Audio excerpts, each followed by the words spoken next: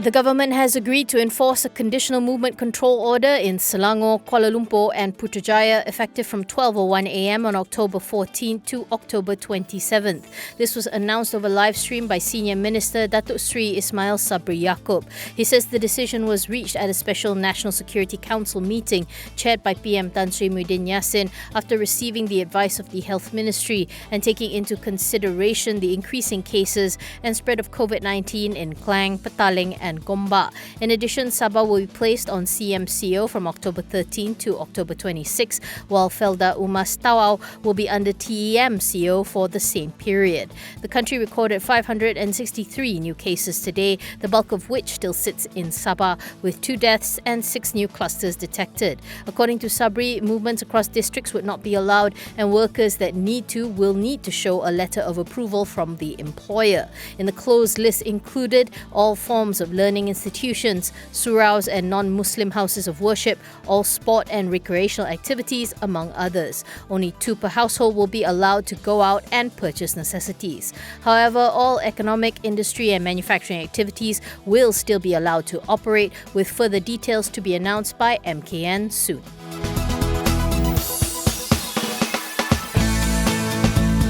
An economist says the government should exercise fiscal discipline to ensure the fiscal deficit target returns to a long-term average of 4% of GDP. Afin Huang IB research head and economist Alan Tan says that it needs to come up with some strategic plans in the upcoming national budget to ensure the fiscal deficit is back on track after hitting a high of 6 to 6.5% by end of the year. Fitch Ratings in April revised the outlook on Malaysia from stable to negative as it felt the country's economy was being heavily affected by the COVID-19 pandemic. Meanwhile, Khazanah Research Institute visiting senior fellow Dr. Jomo Kwame Sundaram said the government's economic stimulus package is inadequate and has a limited impact on the country's economy. According to him, most SME and micro enterprises have not benefited from the bulk of the measures.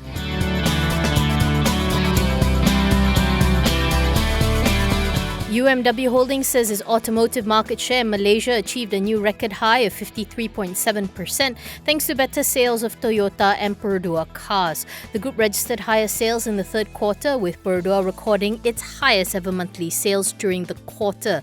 In a statement, UMW said the sales tax exemption, effective from June 15 to December 31, 2020, helped lift car sales. Acting President and Group CEO Azmin Che Yusof says the encouraging sales volume was achieved despite the challenging market environment thanks to COVID-19. He adds the group is confident the strong sales momentum will continue into the fourth quarter.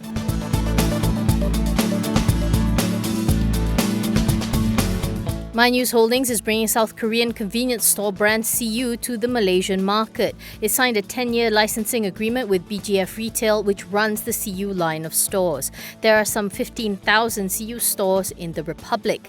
MyNews CEO Dang Tai Luk says the group will open 500 CU stores in 5 years' time, with the first set of stores set to open by early 2021. The first store will be set in the Klang Valley. He explains that CU will be using MyNews' food processing centre, which will increase its utilisation rate to around 70% from 35% currently. The group expects the CU stores to break even in 2 to 3 years' time, with MyNews spending 30 to 40 million ringgit in capital expenditure. MyNews' current store count is 570 stores.